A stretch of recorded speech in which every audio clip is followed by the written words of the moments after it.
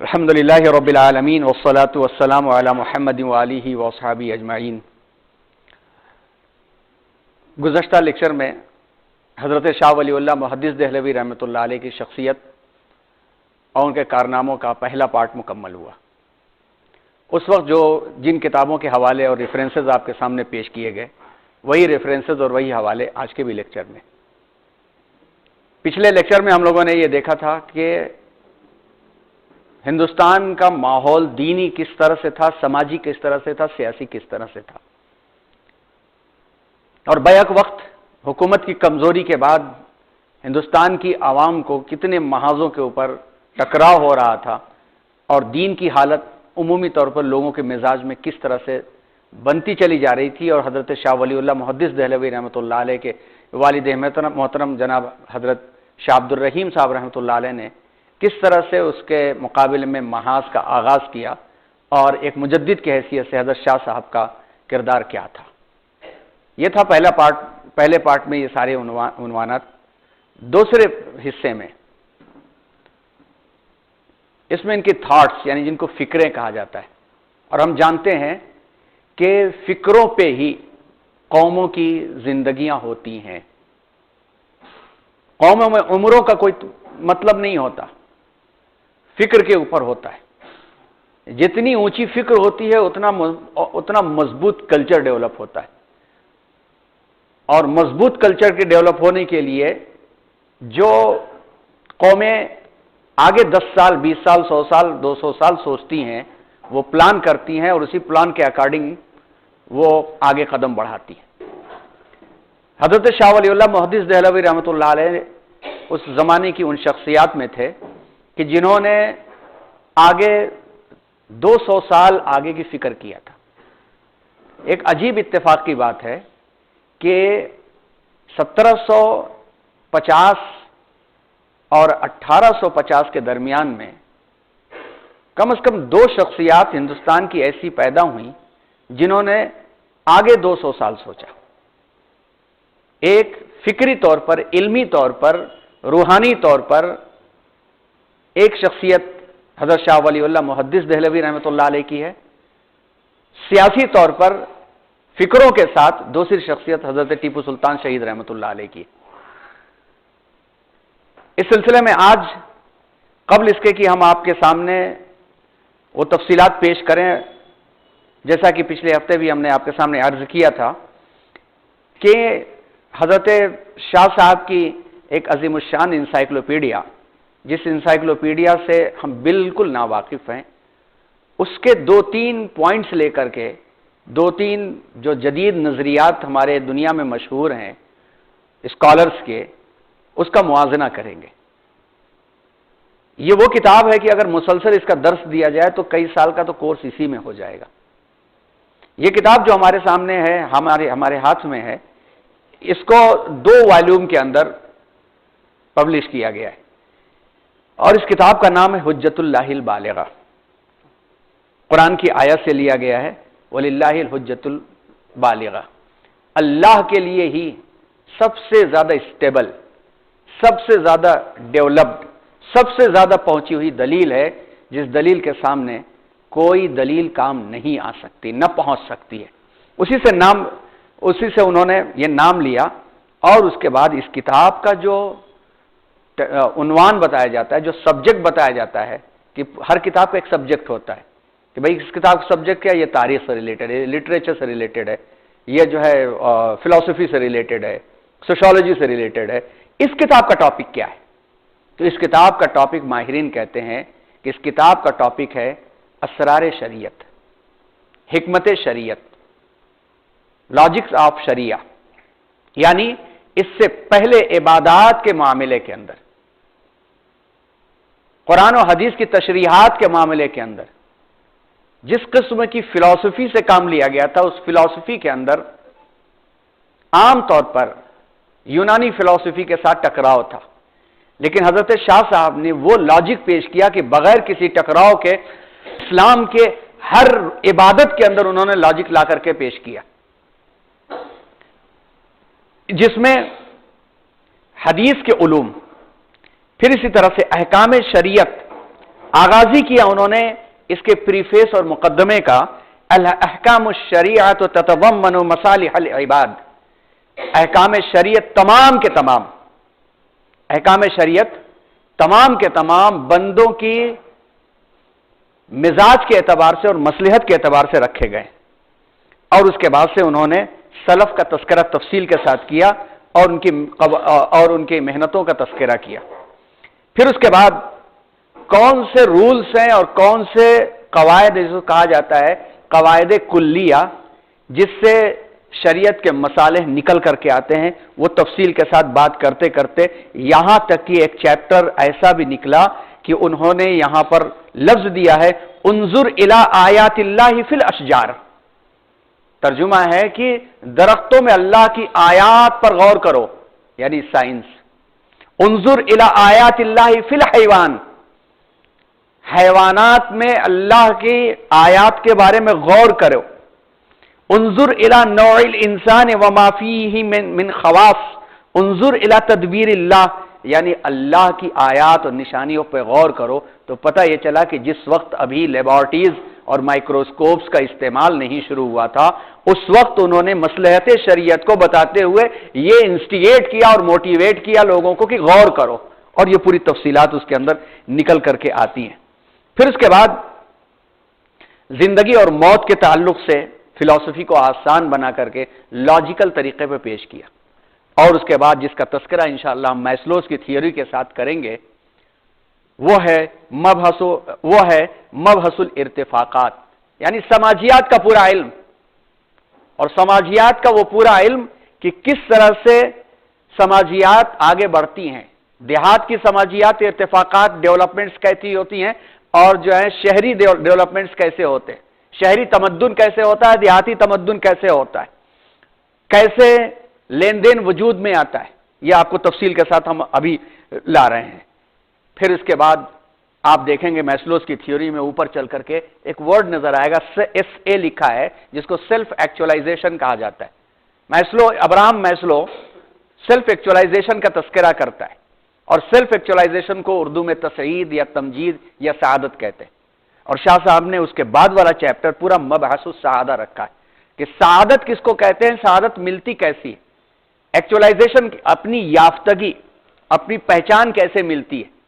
جس کی ایک سادی سی مثال یہ سمجھیں کہ مقام اور مرتبے اور کرسی کا حصول دو طریقے سے ہوتا ہے. ایک تو یہ ہوتا ہے کہ لاشوں کے ڈھیر پر کرسی بٹھا لی جائے، لیکن اس جگہ پر بیٹھ کے بھی انسان کو تسلی نہیں ہوتی. وہ پرورٹڈ کرسی ہوتی ہے، کجروی بے راہ روی ہوتی ہے، اور جہاں اس کے نیچے کے پائے ہلے وہ ختم ہوتا تو اس کا نام و نشان مٹ جاتا ہے. لیکن ایک کرسی ہوتی ہے، ایک مقام ہوتا ہے خدمات کی بنیاد پر، اور اس بنیاد پر انسان لٹاتا ہے. پہلے میں لوٹتا ہے، دوسرے میں لٹاتا ہے. تو شاہ صاحب نے اس کی پوری تفصیلات کو پیش کر کے، اور تفصیلات کو پیش کرنے کے بعد سیاست پالیٹکس کو لے کر کے آئے کہ سیاست کیسی ہونی چاہیے. حالات بدل رہے تھے، ماحول بدل رہا تھا 17ویں اور 18ویں صدی کے اندر. انہوں نے دیکھا کہ ایک حملہ ور آتا ہے اور حملہ کرتا ہے اور کس طرح سے تباہ و برباد کر کے چلا جاتا ہے. انہوں نے دیکھا کہ کس طرح سے لوٹ مار میں عوام تباہ کی جاتی ہے، اس کی کھیتیاں تباہ کی جاتی ہے، چاہے وہ مراٹھوں کے حملے ہوں، چاہے وہ نادر شاہی حملے ہوں، چاہے کسی کے حملے ہوں. تو انہوں نے وہ تصور پیش کیا جس تصور کو کہا جائے کہ یونائٹڈ نیشن کا تصور انہوں نے 1736 اور 40 کے درمیان میں پیش کیا کہ ایک ایسا نظام ہونا چاہیے جو سب کے اوپر حاوی ہو اور سب کے اوپر قابو رکھ سکے اور سب کے اوپر وہ کنٹرول کر سکے. پھر اسی طرح پہلا والیوم جو ہے اس میں حدیث کے بارے میں، احادیث کی تدوین کس طرح ہوئی، فقہ اور حدیث کے درمیان میں کنیکشن کیا ہو سکتا ہے، یہ فقہائے کرام کی جو اسکول آف تھاٹس ہیں، مسالک ہیں، ان کے درمیان میں رابطے کیا ہیں. یہاں پہ ائمہ کرام کا نام انہوں نے ذکر کیا ہے. اور اسی طرح ایک پورا کا پورا چیپٹر فی بیان اسرار ما جاء عن نبی صلی اللہ علیہ وسلم تفصیلا، اللہ کے نبی صلی اللہ علیہ وسلم نے جو ہمیں دیا ہے اس کی حکمتیں کیا تھی، ایمان کی حکمتیں کیا تھیں، ایمان کے سلسلے کی حکمتیں کیا تھیں، اور صغائر اور کبائر جس کا تذکرہ کیا اس کی حکمتیں کیا تھیں، یہ بیان کی گئی. اور اس کے بعد سے پھر آپ نے ایک پورا کا پورا، یعنی کہہ سکتے ہیں کہ کتاب کا جو دوسرا حصہ ہے وہ دوسرا حصہ نماز کی حکمتوں کے بارے میں، اذکار الصلاۃ کی حکمتوں کے بارے میں، نماز میں جو ارکان ہیں اس کی حکمتوں کے بارے میں، نوافل کی حکمتوں کے بارے میں، جمعہ کی حکمتوں کے بارے میں، زکوٰۃ کی حکمت، روزے کی حکمت، حج کی حکمت، اور بات کو لا کر کے وہ مکمل کرتے ہیں ابواب الاحسان، احسان کے بارے میں۔ یہ زبردست ہے، یعنی پورا کا پورا تزکیہ اور تصوف سما گیا اس کے اندر، اور اسی کی تفصیلات لے کر کے آتے ہیں۔ وہ تدبیر منزل والا عنوان لے کر کے، سیاست مدن کا عنوان لے کر کے، جو آپ نے پڑھا ہوگا، ہو سکتا ہے آپ نے اگر گائیڈنگ پاتھ یا رہنما نقوش کتاب پڑھی تو اس کے اندر حقوق العباد کے 3 قسمیں بیان کی گئی ہیں: تہذیب اخلاق، تدبیر منزل، سیاست مدن۔ تہذیب اخلاق مینرز اور بیہیویئر، تدبیر منزل سوسائٹل بیٹرمنٹ، اور سیاست مدن سیوک ریسپانسبلٹیز۔ یہ ساری کی ساری چیزیں شاہ صاحب کے یہاں ملتی ہیں۔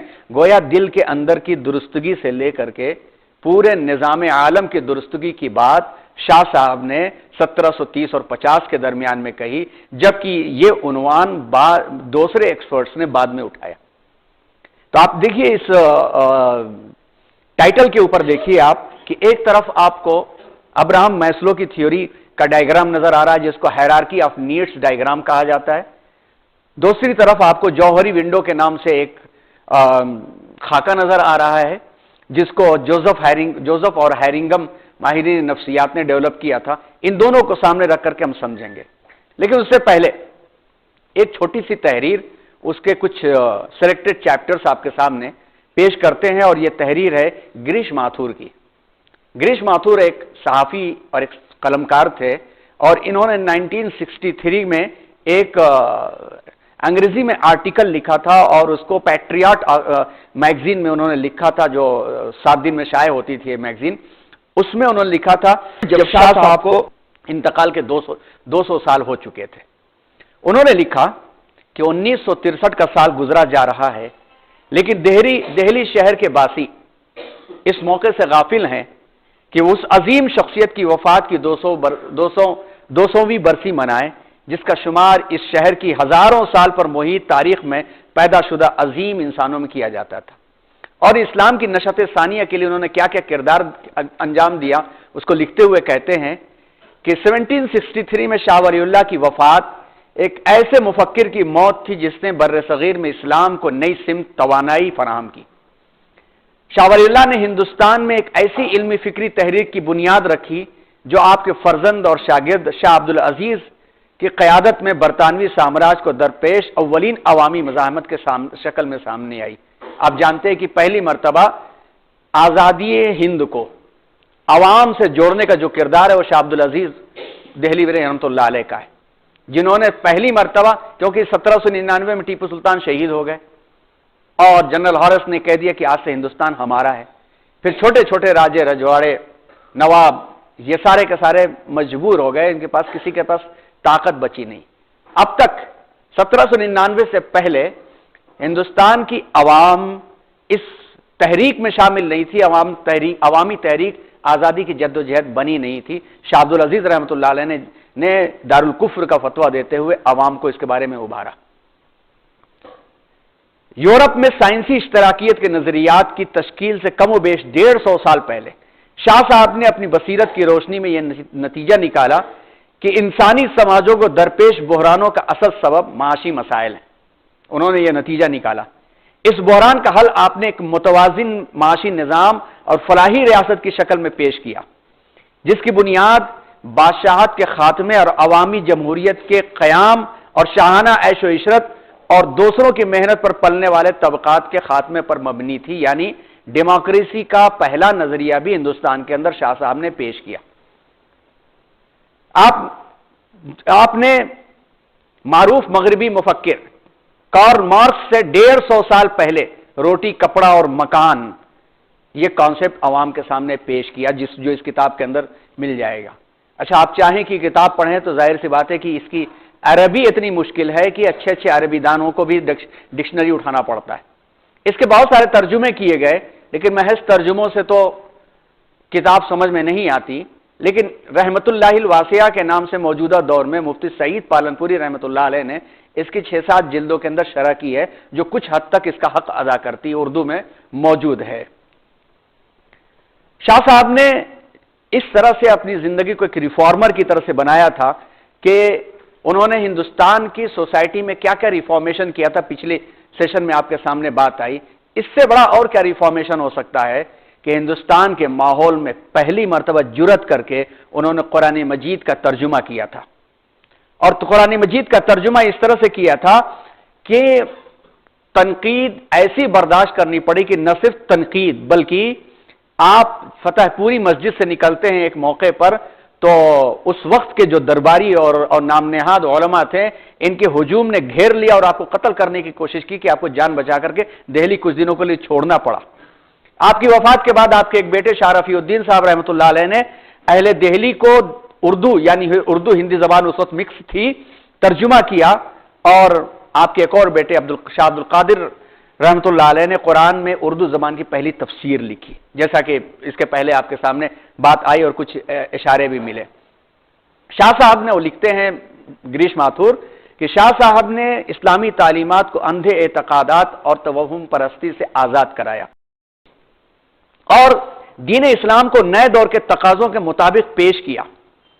شاہ صاحب کی کوششوں میں نہ تو مغلیہ سلطنت کی بحالی تھی نہ تو کسی مسلم حکومت کا قیام بادشاہت کا قیام تھا. ماتھور لکھتے اس کے برعکس آپ کا جو جدوجہد تھا کہ اس ٹوٹے ہوئے نظام کے مقابلے میں ایک اسٹیبل ایک مستحکم نظام جگہ لے. آپ انارکسٹ بھی نہیں تھے. آپ سمجھتے تھے کہ اگر سماج کو منظم انداز میں چلانا ہے تو ایک باصلاحیت لیڈرشپ ہونا چاہیے ورنہ یہ بکھری ہوئی لیڈرشپ کسی کام نہیں آ سکتی. اور معاشیات میں اس بات کو آپ نے پیش کیا کہ پیدائش دولت کی بنیاد محنت ہے. جو شخص پیدائش دولت کے اس عمل میں حصہ نہیں لیتا یا سماجی بھلائی میں کوئی دوسرا کام انجام نہیں دیتا اسے ملکی وسائل سے کوئی فائدہ اٹھانے کی ضرورت نہیں ہے اور اس کو اس کی طاقت اس کی صلاحیت نہیں ہونا چاہیے. شاہ صاحب اور ان کی جماعت نے یعنی اس کو کہا جائے کہ آپ کی جماعت کو ایک تو افکار حضرت شاہ ولی اللہ سے بھی منسوب کیا جاتا ہے. اس کے علاوہ خانوادہ ولی اللہ کے نام سے بھی جانا جاتا ہے. آپ کی تحریک نے انگریز کے خلاف پہلی مسلح جدوجہد کو منظم کیا جس کا اظہار بعد میں ریشمی رومال کی شکل میں سامنے آیا. لیکن اگلے دور جب عدم تشدد کا کانسیپٹ مہاتما گاندھی کے ذریعے سے پیش کیا گیا تو اسی ولی اللہ تحریک کے لوگ جو ہیں اس عدم تشدد کی تحریک میں بھی شامل ہو گئے اور ساتھ ساتھ شانہ بشانہ رہے. ہندوستان میں انگریزی اقتدار کے خلاف سازش کا پہلا مقدمہ اسی ولی اللہ فکر کے اور رہنماؤں کو کیا گیا جن کا نام نامی آتا ہے شیخ الہند مولانا محمود الحسن دیوبندی رحمۃ اللہ علیہ. اسی طرح 1915 میں آزاد ہندوستان کی پہلی عبوری حکومت بھی اسی جماعت کے فرد نے قائم کی تھی. مولانا عبید اللہ سندھی اور مولانا برکت اللہ بھوپالی انہوں نے قائم کیا تھا. پھر ولی اللہ تحریک ہی تھی کہ اس ولی اللہ تحریک سے آگے بڑھتی ہوئی تحریک شہیدین جو آپ کے نواسے تھے سید اسماعیل شہید حضرت سید احمد شہید کے ساتھ ملے اور تحریک شہیدین وجود میں آئی. اور یہی پالیسی تھی اور اسی کے نتائج تھے 1857 کی جنگ آزادی اور اسی پالیسی کے نتائج میں آج یہ ادارے اور جو مدارس دکھائی دے رہے ہیں یہ حضرت شاہ ولی اللہ محدث دہلوی رحمۃ اللہ علیہ کی فکروں کی بنیاد پر ہیں. یہ چیزیں ہمارے سامنے پیچھے آئی تھی اور اس میں آج ہم لوگوں نے جس چیز کو عنوان بنایا ہے اور وہ عنوان ہے حجت اللہ البالغہ کہ شاہ صاحب کا جو سب سے بڑا کارنامہ ہے کہ آپ نے اسلام کے پورے فکری اخلاقی اور شرعی اور تمدنی نظام کو مرتب شکل میں پیش کرنے کی جو کوشش کی ہے اس کوشش کا نام سب سے بڑا جو ہے وہ ہے حجت اللہ البالغہ جس کے کنٹینٹس آپ کے سامنے ہم نے ابھی پیش کیے. ان کتابوں میں حیات کائنات کے مسائل سے بھی بحث کی گئی ہے. اسلامی نقطہ نظر سے فلسفے کو مرتب کرنے کی انہوں نے کوشش کی ہے. نظام اخلاق پر آپ نے اجتماعی فلسفہ کی عمارت اٹھائی ہے جس کے لیے ارتفاقات کا عنوان دیا ہے ڈیولپمنٹ کا انہوں نے عنوان دیا ہے. اس سلسلے میں تدبیر منزل آداب معاشرت سیاست اور اسی طرح سے عدالت پھر ٹیکس کا حاصل کرنا ملک کا انتظام اور فوج کا انتظام یہ تفصیلات بیان کی ہیں. پھر شریعت عبادات احکام اور قوانین کو بھی پیش کیا ہے اور ہر ایک کی حکمتیں سمجھائی ہیں اور وہ کام یہ ہے کہ جس میں آپ اپنے پیش روؤں سے بھی بازی مار لے گا جیسا کہ اس کے پہلے کچھ کوٹیشنز آپ کے سامنے لائے گئے تھے. آئیے سیدھے ہم لوگ چلتے ہیں. شاہ ولی اللہ محدث دہلوی رحمۃ اللہ علیہ کی فکر کو سمجھنے کے لیے دو موجودہ ماہرین کی فکروں کو سمجھ کر کے آگے بڑھنا.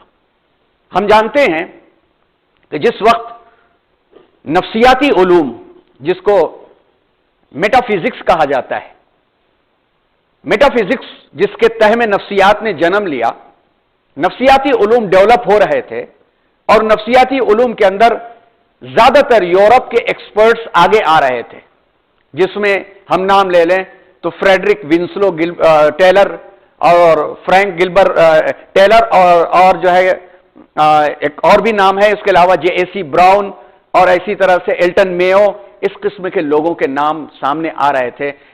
انڈسٹریل مینجمنٹ وجود میں آ رہا تھا، پھر اپلائیڈ سائیکالوجی وجود میں آ رہی تھی، ہیومن ریسورس مینجمنٹ وجود میں آ رہا تھا. یعنی سارے کے سارے انسانی وسائل سے جڑی ہوئی چیزیں، اپلائیڈ چیزیں وجود میں آ رہی تھیں اور مغرب محنت کر رہا تھا اس میں. تو اسی وقت کچھ ایسی شخصیات بھی پیدا ہوئیں جنہوں نے اس عنوان میں بڑا کام کیا. اسی میں نام نامی آتا ہے، ابراہم میسلو کا بھی نام آتا ہے. ابراہم میسلو جس کا زمانہ 1955 تک کا ہے.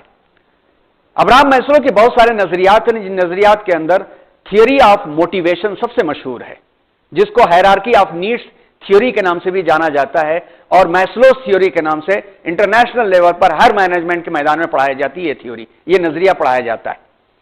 اس نظریے میں جیسا کہ اس سے پہلے ایک اور ماہر JAC براؤن نے واضح کیا ہے کہ انسان جب تک اپنی فیزیولوجیکل نیڈ سے آگے مکمل نہیں کرتا وہ آگے بڑھنے کی نہیں سوچ سکتا، جس کو بعد میں کارل مارکس نے روٹی، کپڑا اور مکان کے بارے میں کہا کہ انسان کی وہ بنیادی ضرورتیں ہیں کہ جب تک ان میں سیٹسفیکیشن نہیں ہوگا وہ آگے کی سوچ ہی نہیں سکتا ترقی کی.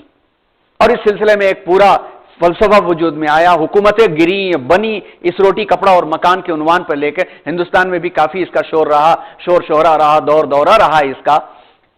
اسی بنیاد پر بعد میں ابراہم میسلو نے اپنی اس ڈائیگرام کے اندر ڈیولپمنٹس کے جو اسٹیج بیان کیے ہیں، اس میں پہلا آتا ہے فیزیولوجیکل نیڈس، دوسرا آتا ہے سیفٹی نیڈس، تیسرا آتا ہے سوشل نیڈس یا افیلیشن نیڈس، چوتھا آتا ہے اسٹیم نیڈس، پانچواں آتا ہے سیلف ایکچولائزیشن. یہاں پر اس نظریے کو فنی طور پر نہ پڑھانے کی ضرورت ہے نہ موقع ہے، بس سمجھنے کے لیے اتنا آپ سمجھیے کہ اس کے مطابق کہ جب انسان ایک اپنی بنیادی ضرورت پوری کر لیتا ہے، جب اس کو بھوکے کو لقمہ مل جاتا ہے تو فوراً اس کو خیال آتا ہے کہ میرے پاس کیا میں سیف ہوں گرمی سے سیفٹی کے لیے یا اپنی جان کی حفاظت کے لیے. تو پھر وہ گھر بنانے یا اپنے آپ کو محفوظ رکھنے کا انتظام کرتا ہے. جب یہ چیز اس کو سیٹسفیکیشن کے ساتھ مل جاتی ہے تو پھر وہ اس بات کی فکر کرتا ہے کہ میرے طرح کے کتنے لوگ یہاں پر ہیں، سوسائٹی میں میرا مقام کیا ہے، میں جو بات کہتا ہوں سوسائٹی کے اندر میری بات چلتی ہے یا نہیں چلتی ہے، ویلو چلتی ہے یا نہیں چلتی ہے. اور اس کے بعد پھر ایک مقام کے حصول کا مزاج انسان کے اندر آتا ہے کہ مجھے لیڈر مانا جائے. اسٹیم نیڈ آتی ہے کہ مجھے ایک استحکام ملے اور میری بات مانی جائے اور میں یہاں پر سوسائٹی کے اندر ہوں. اس کے بعد سے دو راستے اور نکلتے ہیں. ایک راستہ نکلتا ہے کہ صحیح طریقہ اپناتا ہے انسان، اور دوسرا راستہ نکلتا ہے کہ غلط طریقہ اپناتا ہے انسان. غلط طریقے کی مثالیں تو ہم جانتے ہیں، آج کے زمانے میں تو اس مثال کو کہنے کی ضرورت ہی نہیں ہے کہ لوگوں کو دھوکہ دے کر کے طاقت کی بنیاد پر، پاور کی بنیاد پر، لوگوں کے خون پر اور لوگوں کی لاشوں کے اوپر اپنی کرسیاں سیدھی کی جائیں.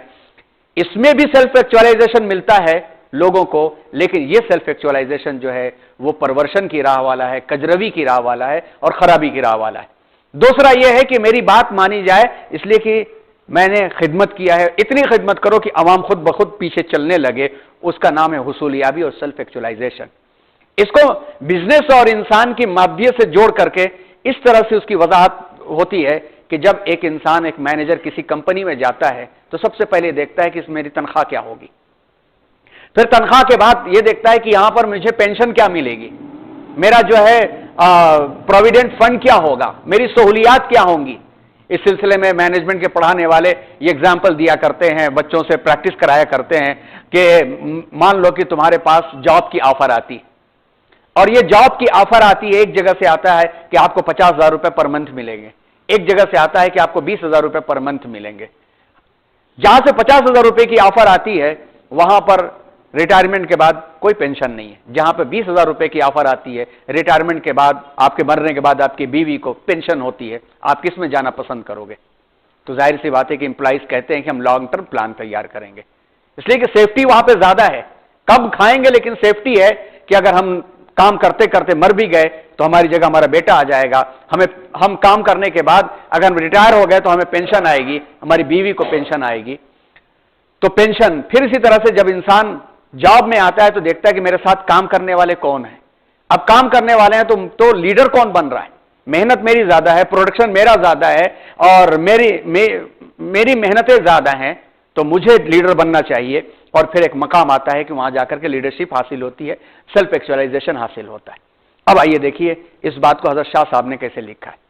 باب الارتفاقات میں حضرت شاہ صاحب نے دو چیزوں کی پہلے بحث کی ہے. پہلی بحث کی ہے کہ انسان کی انسٹنکٹ کیا ہیں، جس کو پروپینسٹی کہا جاتا ہے. انسٹنکٹ جنرل جملہ ہے، پروپینسٹی کا لفظ استعمال کیا جاتا ہے. انسانی جبلت جس کو کہا جاتا ہے، انسانی نفسیات. اور جبلت کس کو کہتے ہیں؟ جس کے بارے میں فارسی کا مشہور مقولہ ہے کہ جبل گردد جبلت نہ گردد.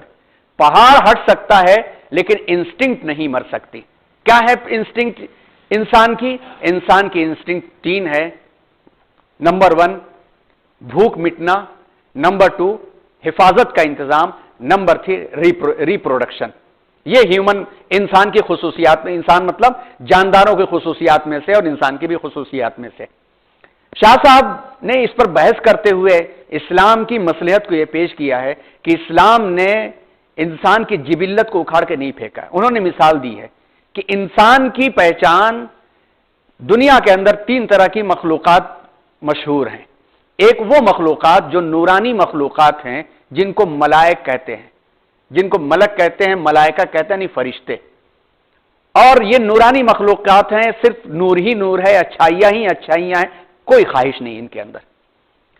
دوسری مخلوقات ہیں بہائم، چوپائے، جانور ہیں جن کی پوری زندگی صرف خواہشات کے ہی تحت ہے.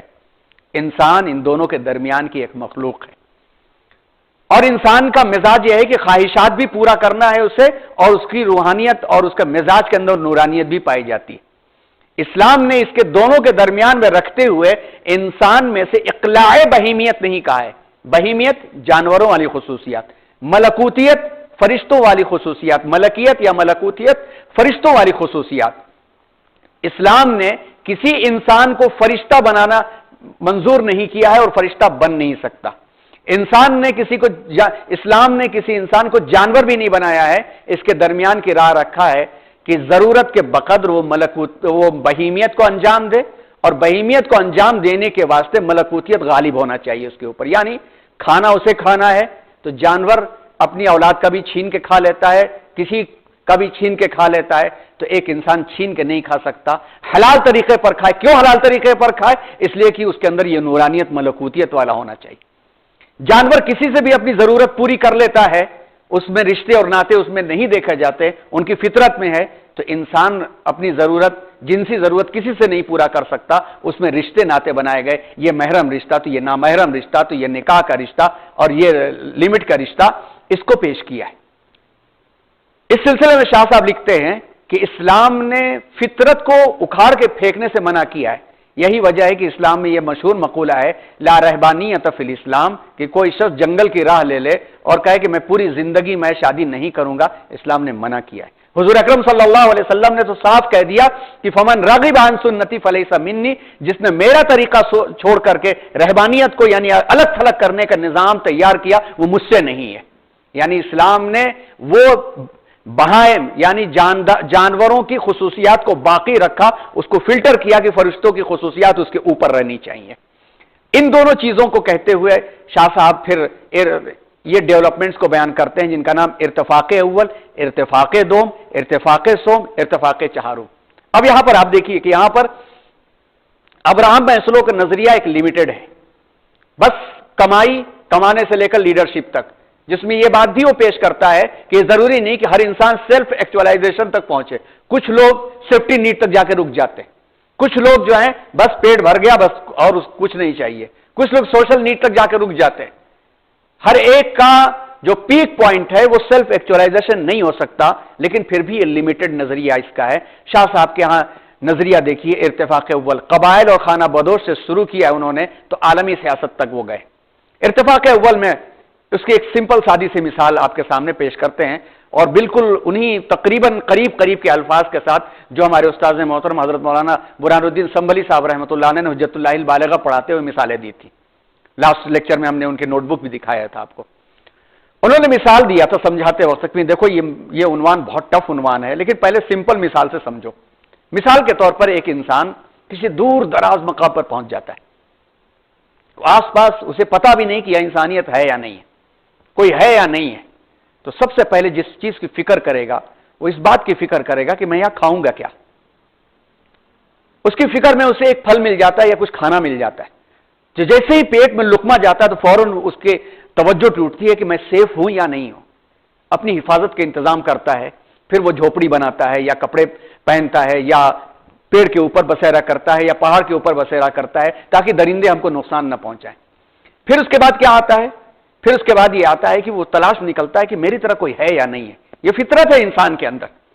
جب آگے جاتا ہے تو اس کی طرح کوئی مل جاتا ہے، اس کی طرح چاہے دنیا کی کوئی بھی بات کرنے والا ہو، اسی چہرے کا اور اسی ہاتھ پیر کا مل جائے تو پھر انسانی بنیادوں پر تعلق ہو جاتا ہے۔ یہاں سے معاشرت وجود میں آتی ہے۔ کیسے وجود میں آتی ہے؟ سب سے پہلی معاشرت وجود میں آتی ہے زبان اور بولی۔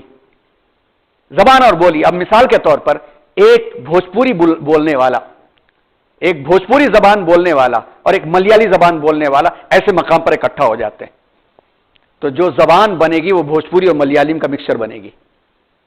پہلے اشاروں میں بات شروع ہوگی، اشاروں میں بات شروع ہوگی، وہ کہے گا کھانا کھائیبا، اگر کنڑا والا ہے تو ووٹا وہ کہے گا، تو کھانا کھائیبا اور ووٹا مل کر ایک جملہ بن جائے گا، ووٹا کھائیبا، زبان بن گئی۔ ایسی زبان شاہ صاحب نے مثالیں دی ہیں، ایسی زبان بن گئی ایک۔ تو پہلے اشاروں سے ہوگا اور اس کا سے تو کہے گا کھائی کہا یعنی کھانا، یہ کہے گا ووٹا، زبان بن جائے گی۔ تو دھیرے دھیرے ان لوگوں کی آپس میں ایک زبان بنے گی اور یہ اشارے کریں گے۔ اب یہ اشارہ کرے گا کہ میرے پاس تو صرف چاول ہے، وہ کہے گا میرے پاس پانی ہے، اچھا تم چاول مجھے دے دو، پانی میرا لے لو، تو کیا ہوا؟ وجود میں کیا آیا؟ ٹرانزیکشن، بزنس شروع ہو گیا۔ اب معلوم ہوا کہ ایک خاندان ادھر مل گیا، ایک خاندان ادھر مل گیا، ان کے پاس الفاظ بننے لگے۔ مثال دیا ہے شاہ صاحب نے کہ جیسے عربی میں کوا جو ہے، اب پوری دنیا کا کوا تو ایک ہی طرح سے کہتا ہے، عربی میں اس کو غراب کہتے ہیں، یہاں پہ کرو کہتے ہیں، یہاں پہ اردو میں کوا کہتے ہیں۔ تو جس کا جو ووکل کارڈ ہوتا ہے اسی انداز سے سنتا ہے۔ عرب کے لوگ قراق قراق صحرا میں بولے گا تو کوا کی آواز ذرا ایکو کے ساتھ گونجے گی، قراق قراق، تو اس کا نام غراب رکھ دیا گیا۔ نیزہ بنایا گیا حفاظت کے واسطے، تو اس کو پیٹنے کے لیے جب لوہار نے پیٹنا شروع کیا، لفظ ہے بالکل اس کے اندر، لوہار نے پیٹنا شروع کیا تو اس کے اندر آواز آئی پن پن، کیونکہ تھوڑا سا ایکو سے گونجتی ہے آواز نا، ٹن ٹن کے بجائے تھوڑا سا تن تن کی آواز آئی، تو اسی آواز سے تعانن نام رکھ دیا گیا۔ تعانن نیزے کو کہتے ہیں۔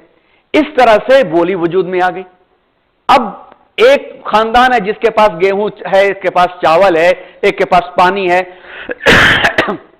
تو ان دونوں کا جو آدان پردان ہے، لین دین ہے، اس کے ذریعے سے بزنس وجود میں آیا۔ لیکن مسئلہ کیا ہوا؟ مسئلہ یہ ہوا کہ جب آبادی بڑھتی چلی گئی، تو آبادی بڑھتی جب چلی گئی تو آبادی بڑھنے کے اندر آٹا لے کر کے ایک طرف سے انسان جا رہا تھا، دوسری طرف سے چاول لے کر، پانی لے کر کے آ رہا تھا۔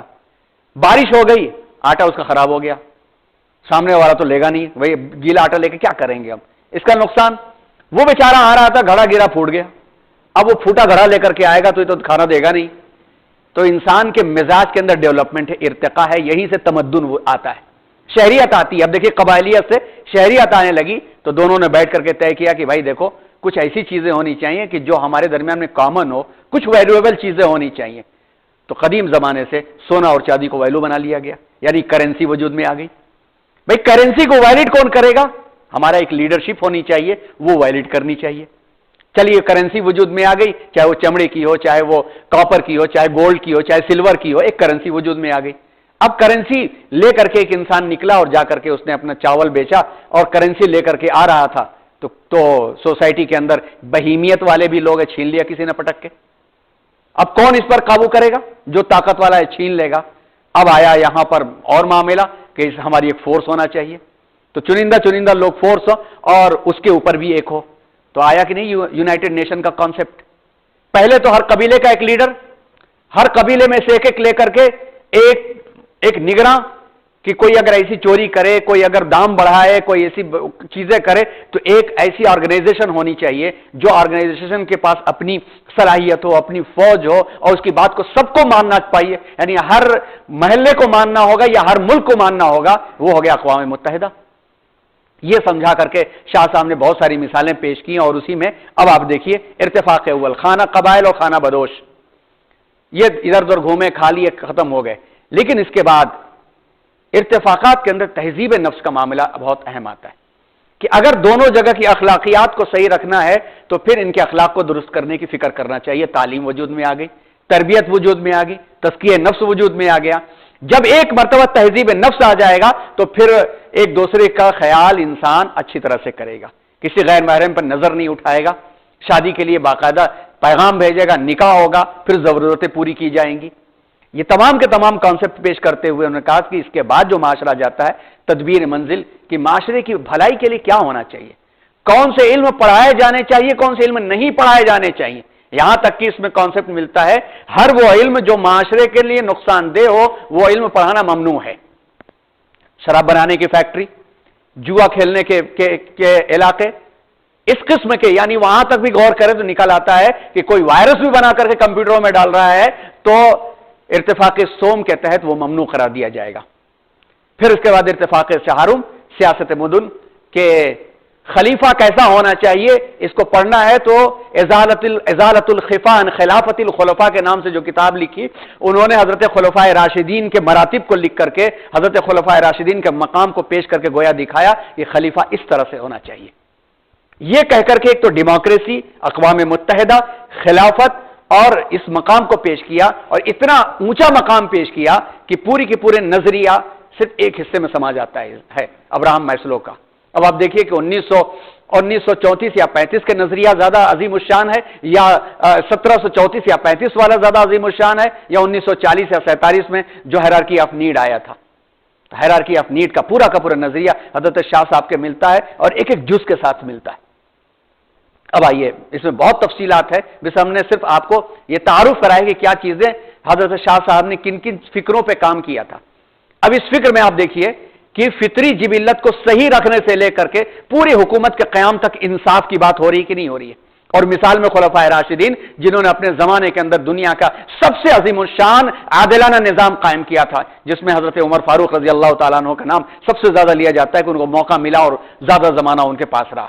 باقی حضرت سیدنا حضرت ابو بکر صدیق رضی اللہ تعالیٰ عنہ، سیدنا حضرت عثمان غنی رضی اللہ تعالیٰ عنہ، سیدنا حضرت علی رضی اللہ تعالیٰ عنہ، ان کے مقام سب کا کیا کہنا، یہ غور کرنے کی چیز ہے اور یہ ہمیں سمجھنے کی چیز ہے۔ اب آئیے ایک اور نظریے کو پیش کرتے ہیں۔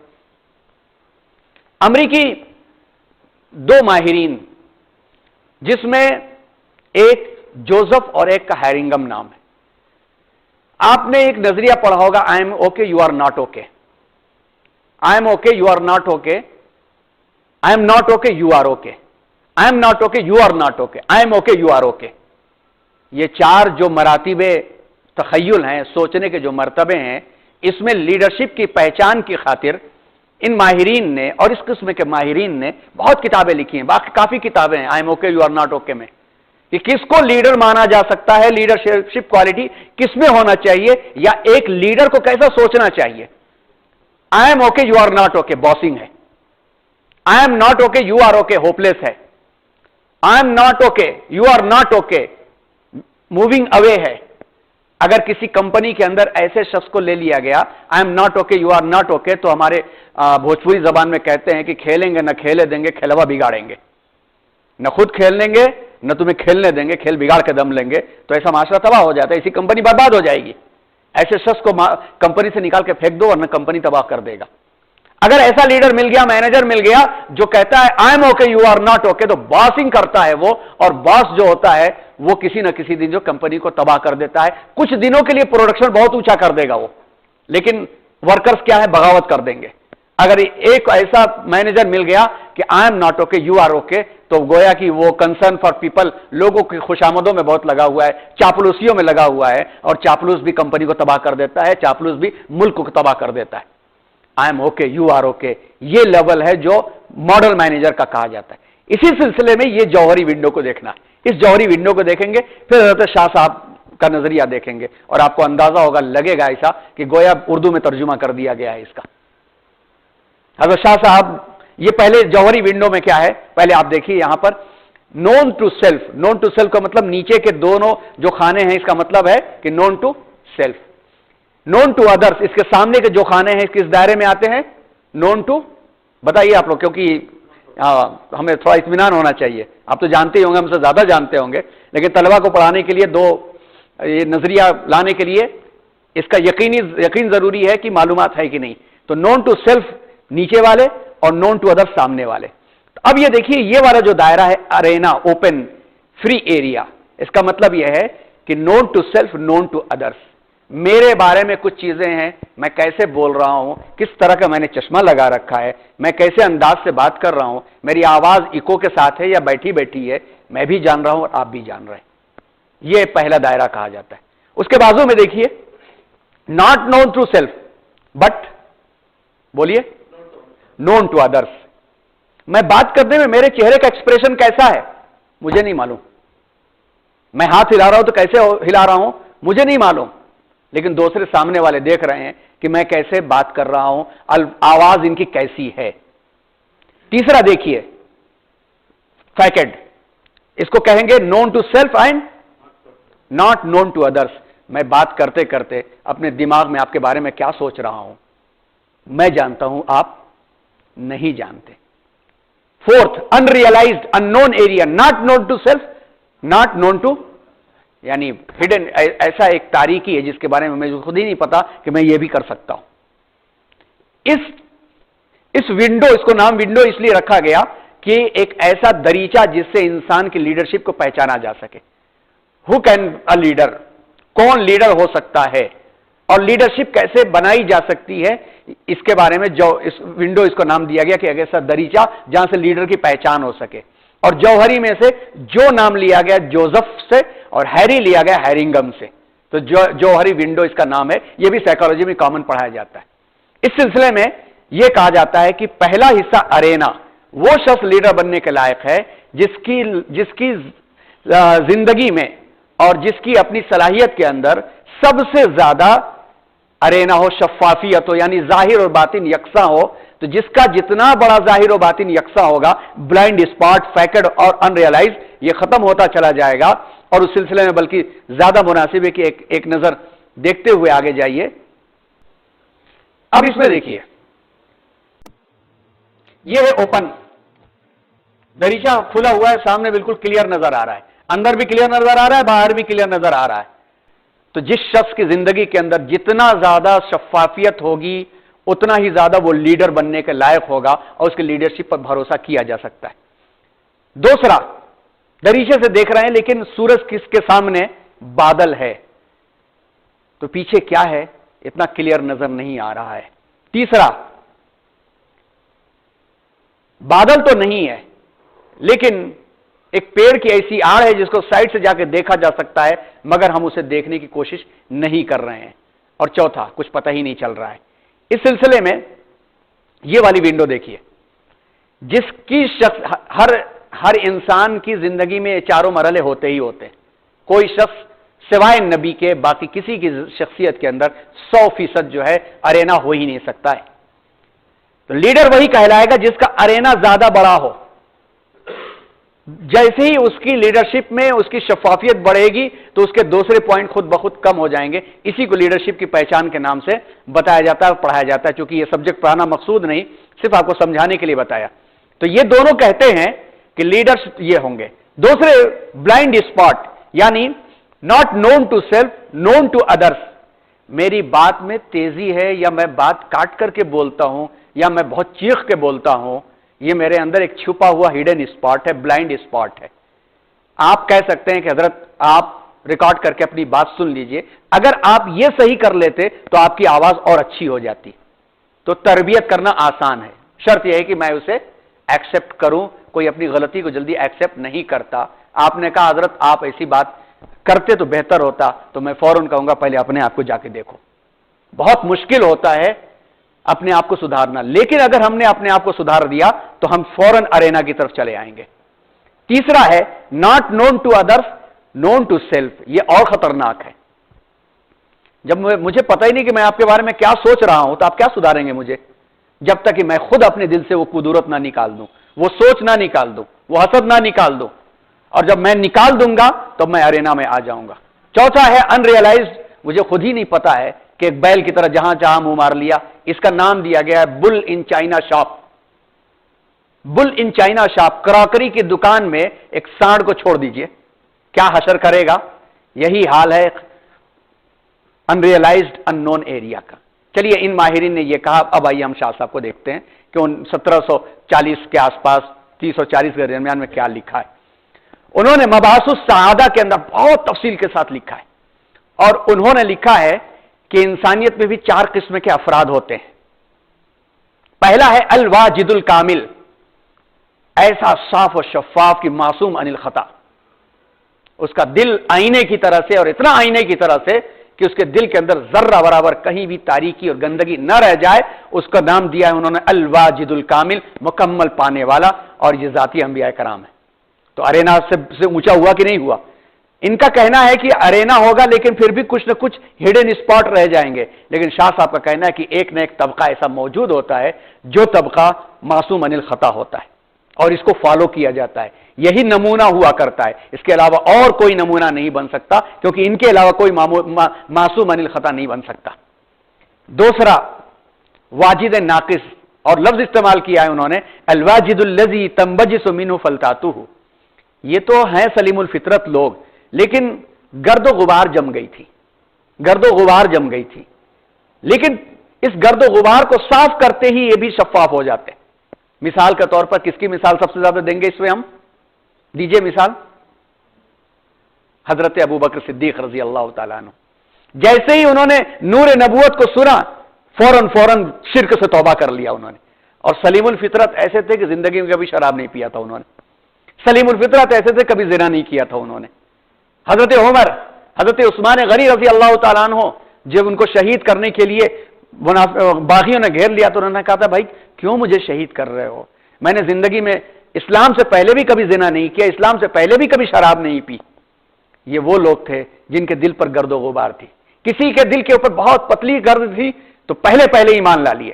کسی کے دل پر تھوڑی موٹی سی تھی تو تھوڑا وقت لگا. حضرت عمر رضی اللہ تعالیٰ عنہ کو وقت لگا, حضرت خالد ابن ولید کو وقت لگا, لیکن کیا ہوا؟ دل ان کا صاف ہوا تو اس طرف آگے وہ. چوتھا فاقد سعادت, الفاقد الذی یرجا, ہے تو وہ خبیث طبیعت کا, ہے تو خبیث طبیعت کا, لیکن محنت کی جائے تو اس کی خباثت سعادت میں بدل سکتی ہے. پہلا والا جو ہے وہ سعید کل, دوسرا والا جو ہے سعادت حاصل کرنے والا, تیسرا والا جو ہے وہ خبیث ہے, طبیعت میں خباثت ہے لیکن سعادت مل سکتی ہے. اس جگہ پر منافقت زیادہ ہے. میں نے دل میں آپ کے بارے میں کیا سوچا ہے آپ کو نہیں معلوم, تو منافقت ہے کہ آپ سے مل کر کے سلام کروں, خواہ کیا حال ہے بھائی, ارے بھائی آپ سے مل کر تو بس ان کے دیکھے سے جو چہرے پہ آتی ہے رونق, وہ سمجھتے ہیں کہ بیمار کا حال اچھا اور دل میں چھپایا طریقے. یہ منافقت بہت مشکل ہوتی ہے, لیکن محنت کی جائے تو ہو سکتا ہے معاملہ.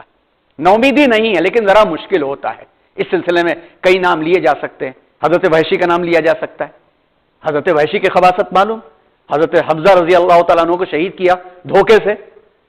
حضرت ہندہ رضی اللہ تعالیٰ عنہ, حضرت حمزہ کا کلیجہ چبا گئی وہ, لیکن کیا ہوا؟ فتح مکہ کے بعد ایمان لائی کہ نہیں لائی. حضرت وحشی کا تو نام اس لیے بھی لیا جا سکتا ہے کہ ان کو ایک کڑھن رہتی تھی. حضور نے کہا تھا کہ بھائی آپ کو معاف تو کر دی, آپ لوگوں کو سامنے مت آئے کیجیے, آپ لوگ چچا یاد آ جاتے. حضرت حمزہ کو یہ کھٹک رہی حضور کے دنیا سے رخصت ہونے کے بعد بھی کہ کہا میں نے کر دیا آزاد ہونے کی لالچ میں, کیونکہ غلام تھے وہ. آپ کو واقعہ معلوم ہے نا کہ حضرت حمزہ جنگ بدر کے بعد ہندہ نے حضرت وحشی جو نیزہ چلانے میں ماہر تھے, غلام تھے, ان کو کہا کہ اس کو مار دو گے تم تو میں تمہیں آزاد کر دوں گی. بیچارے اس لالچ کے اندر مار دیا انہوں نے چھپ کر کے, سامنے سے تو ہمت تھی نہیں, لیکن کڑھن میں رہتے تھے. جب مسلمہ نے نبوت کا دعویٰ کیا تو انہوں نے کہا کہ اب تو میں اسلام سے پہلے میں نے یہ کام کیا تھا، اب میں یہ کام میں ہی کروں گا، اور اس کی طاق میں لگے رہے اور ایک موقع آیا کہ آپ کو معلوم ہے کہ جنگ یمامہ میں 70,000 صحابہ اور مسلمان شہید ہوئے تھے، 70,000. اور ایک جنگ کا پلہ ایسا آیا کہ شام کے وقت میں مسلمہ جو ہے وہ ایک گھنے باغ میں کود کے بھاگنے لگا. مسلمان کو پتہ ہی نہیں تھا، بھاگ جاتا پھر طاقت بنا لیتا، یہ بھی کود پڑے، اور باغ گھنا ایک تو پھر اندھیرا. انہوں نے پکڑ کر اس کا گلا کاٹا اور چراغ میں دیکھا کہ ہے کہ نہیں، اس کے بعد سے لا کر دکھایا کہ لوگو اس کا میں نے کام تمام کر دیا. اس کے بعد ان کو اطمینان ہوا کہ آج میں نے وہ اپنی کڑھن دور کر دیا جو زندگی میں میرا دل دکھتا رہتا تھا. یہ دیکھیے محنت شاقہ سے امید ہے. فاقد سعادت ما خبیث طبیعت خبیثہ، یعنی وہ خبیث لوگ ہیں جن کو کاٹ کے پھینک دینا ہی جسم کی حفاظت ہے. اس کے لیے انہوں نے لفظ استعمال کیا ہے، لفظ الاکلا کا لفظ استعمال کیا ہے، جبکہ کینسر کا لفظ زمانے میں پایا ہی نہیں جاتا تھا. اکلا اس پھوڑے کو کہتے ہیں جو جسم کو سڑا دے، یعنی کینسر. شاہ صاحب نے لفظ استعمال کیا ہے کہ اس کی مثال اس اکلا کی طرح سے ہے کہ جسم میں اگر آ گیا تو اس حصے کو کاٹنا ہی جسم کی حفاظت ہے. تو ایسی طبیعت کے لوگوں کو کاٹ کے پھینکنا ہی بہتر ہوتا ہے. اور اس کی مثال ابو جہل سے مل جائے گی، ابو لہب سے مل جائے گی، کعب بن اشرف سے مل جائے گی، ایسے ہی خبیثوں سے مل جائے گی جن خبیثوں نے ناطقہ بند کر دیا تھا امت مسلمہ کا، اور عام انسانوں کا بھی. ہمیشہ کرائم کرنے والے لوگ، اینٹی سوشل لوگ، اگر ان کو حکومت سر عام پھانسی پر نہیں چڑھاتی ہے تو یہ پورے معاشرے کو سڑا دیں گے. صرف لالچ میں چوری کرنے والے لوگوں کا ہاتھ نہیں کاٹا جاتا ہے تو معاشرہ چور ہو جائے گا. سب چوری کر رہے تو ہم کیوں نہ کریں، سب بجلی چوری سے جلا رہے تو ہم کیوں نہ کریں، یہ مزاج پیدا ہو جائے گا. زناکاروں کو اگر کوڑے نہ مارے گئے تو پورا معاشرہ زناکار ہو جائے گا. تو اس لیے شاہ صاحب نے لکھا ہے کہ سعادت کے 4 مراحل ہیں. اس میں سے پہلا مرحلہ کامل لوگوں کا ہوتا ہے. محنت کی جائے تو اکثر لوگ ادھر آ سکتے ہیں، ان کے قریب پہنچ سکتے ہیں. کچھ لوگ ہوتے ہیں جس پر زیادہ محنت کرنے کی ضرورت پڑتی ہے، کچھ ایسے ہوتے ہیں جن کو کاٹ کے پھینکنا ہی بھلائی ہوتی ہے. اس سلسلے میں شاہ صاحب نے ایک بہتر معاشرے کی ترقی اور ڈیولپمنٹ کے لیے سب کچھ اس کتاب کے اندر لکھ کر کے رکھ دیا. یہ تھے شاہ صاحب کے نظریات کی کچھ جھلکیاں جن کو ہم وقت نکال کر کے پڑھنے کی کوشش کریں، اور اس سلسلے میں جو ہو سکے گا کرنے کی کوشش کی جائے گی. ذہن میں یہ بات آ رہی ہے کہ اللہ کرے کہ تھوڑی اور توجہ ہو جائے، اور آئندہ جب یہ مراحل ختم ہو جائیں تو یہ سلسلہ نہ روکتے ہوئے اس قسم کی کتابوں کے دروس چلیں، جس میں ہمارے لیے بہترین جو انسائکلوپیڈیا روحانیت سے لے کر کے پوری نفسیات اور معاشیات اور معاشرت سب کچھ اس کے اندر پایا جاتا ہے. تو کیوں نہ ایسی شخصیات کی کتابوں سے ہم واقفیت حاصل کریں. انشاءاللہ اس کے بعد اب ہمارا عنوان آئے گا تحریک شہیدین، حضرت سید احمد شہید، حضرت اسماعیل شہید کی تحریک، اور یہ عنوان انشاءاللہ ہم لوگوں کا 6 اکتوبر کو آئے گا.